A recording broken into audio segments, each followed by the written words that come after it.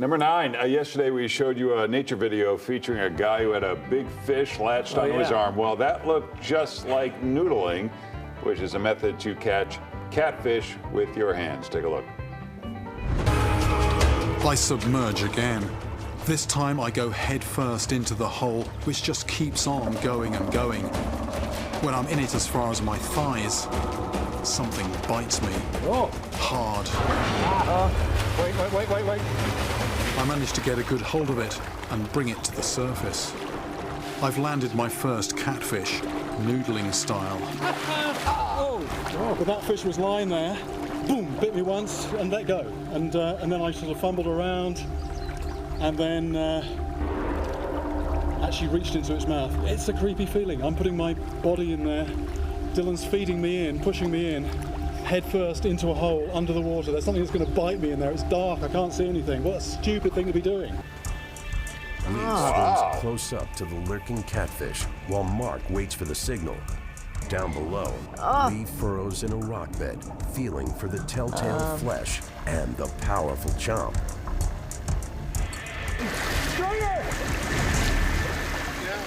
What the? Give me a for show.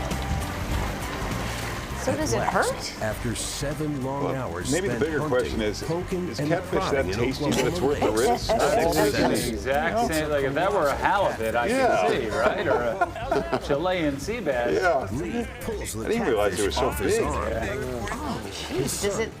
I mean, do they actually take a chunk out of your arm or something? Apparently not. Can't be that bad if they keep doing it. Yeah. All right, number 8. More people than ever before are moving to South Korea. In the past 3 decades, the country has seen a 4,000% increase in foreign residents. Wow. Maybe it's K-pop. People like that. Maybe it's the Squid Game effect, which would be a little weird because that hit show on Netflix was very violent and dystopian. But many people say it's the low cost of living. The Korean Times calls it a population crisis, and there are calls to create a ministry to manage the large volumes of expats. Yeah.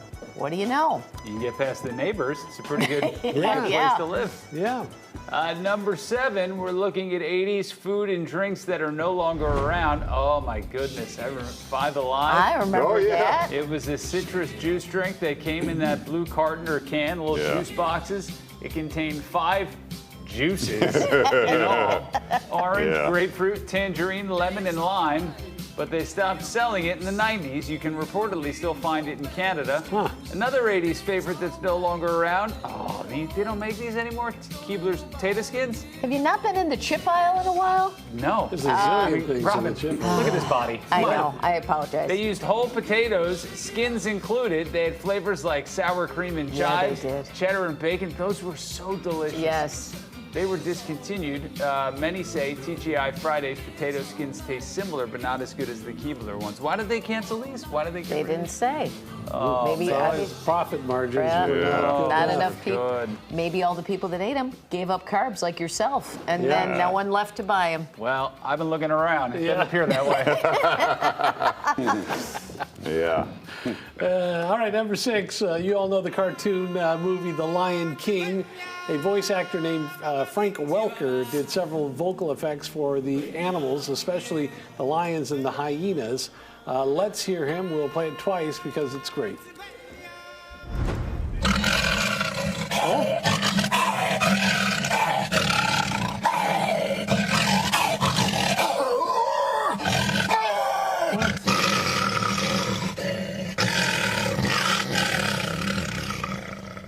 Great. Yeah, that was good.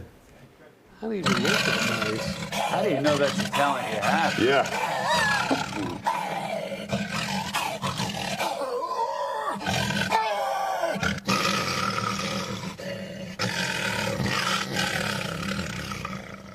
All right. Wow. Good. All right, so Frank is also the voice of Fred from Scooby-Doo. No kidding. He's been the voice of Fred since 1969. What? He's done voices for Super Friends, Heckle and Jekyll, the cat on Inspector Gadget, various Muppet Babies, and the Smurfs, and some animals on The Simpsons. There are too many more to mention. They gave him a Lifetime Achievement Emmy Award in 2016 And as of this year, the films that he's been in have grossed a total worldwide box office of more than $17 billion. So when you include the voice actors, he's the 4th highest grossing actor ever. What do you know? Boy, all that for just screeching into a box. Hey, you got a gift. Number 5, here's a weird one. Hedgehogs influenced the design of the cup that McDonald's uses for the McFlurry. They're designed in 2006 after a 6-year campaign by the British Hedgehog Preservation Society. They claimed a hedgehog's head could easily get stuck against the lid of the old cup. They wouldn't be able to get out, and they could even end up starving to death. So McDonald's said they carried out significant research during the redesign process to make sure that no hedgehogs would be harmed by a McFlurry cup in the future. Very recently, the McFlurry cup underwent another design change, and here's a tease. Tomorrow, we'll have some information about the McFlurry spoon. Oh, boy. Is this like a common problem? Like these hedgehogs McFlurry cups are everywhere, laying around and the hedgehogs are finding them? Yes. Yes. No. All right, number 4, here's something ridiculous. According to a recent report, some women are using the 666 dating method. Boy. Here's what it is. They want men who are 6 feet tall, have 6-pack abs, and make over 6 figures. Surprise. Yeah. Well, they're narrowing the pool quite a bit there. They claim this method narrows down their search to make things easier when it comes to the dating apps, but that's a little extreme and narrow-minded, especially since most people aren't exactly perfect themselves. If you want to find a true connection, experts say throw away that perfect type. Try looking for someone who is outside your comfort zone, and you might just find what you're looking for. A few 5s or 4s in there. Jeez. That's quite demanding. Okay. Number 3, we're going to show a short video on a loop. It's an amazing elephant-shaped rock on the coast of an island in Iceland. Let's just watch, listen to the sounds of nature, and meditate for a bit. Anyone in the studio, you're welcome to share whatever floats into your mind.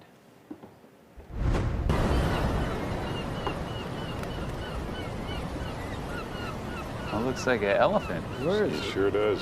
Where's the elephant? I don't see it. You don't see the elephant? That's the only thing I see. You Where's don't the see trunk? an elephant face? The trunk is here, Oh my and the God. eye is there, and the ear You is know, here. it's no That's a coincidence. cow. It's no coincidence who's seeing it and who's not. Yeah. Wonderlic strikes again. You can't see its long nose. It looks like a cow to me. Yeah, it doesn't look like an elephant. That looks like a cow to you? Yeah, it could be any elephants, elephant. What long kind of nose. cow does that look like to you? Like a dairy cow, like a heifer or something.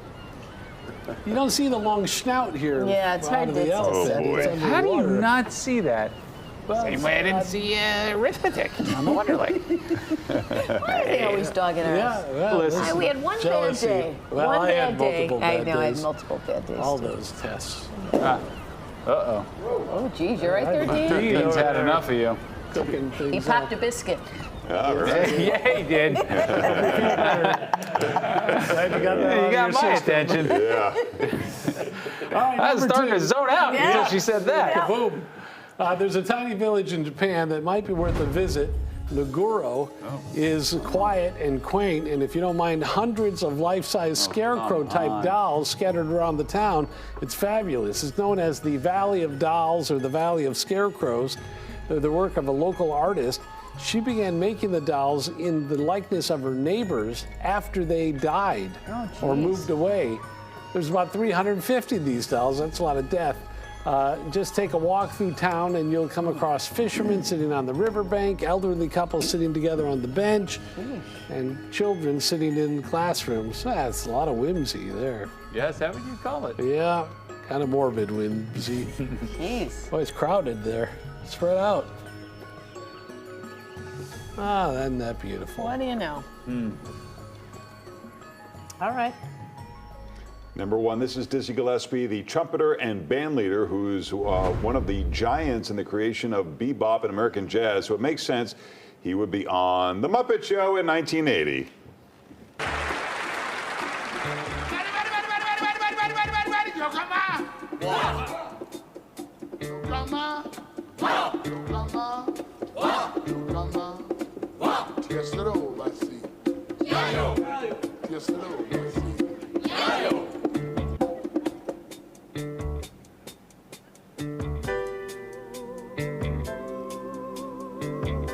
Great hat.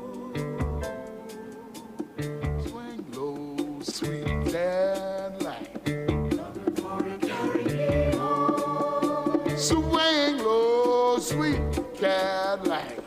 Coming for to carry me home. I looked over Jordan and what did I see?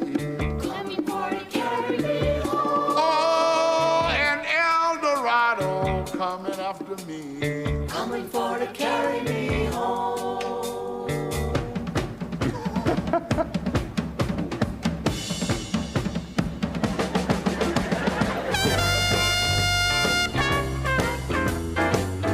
Wow, look at that.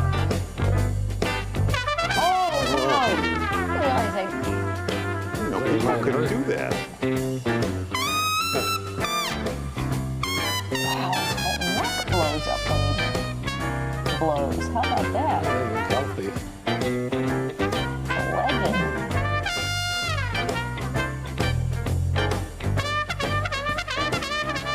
A lot going on in this video. A Yeah. lot going on. How about that? All right, that's the 9 at 9.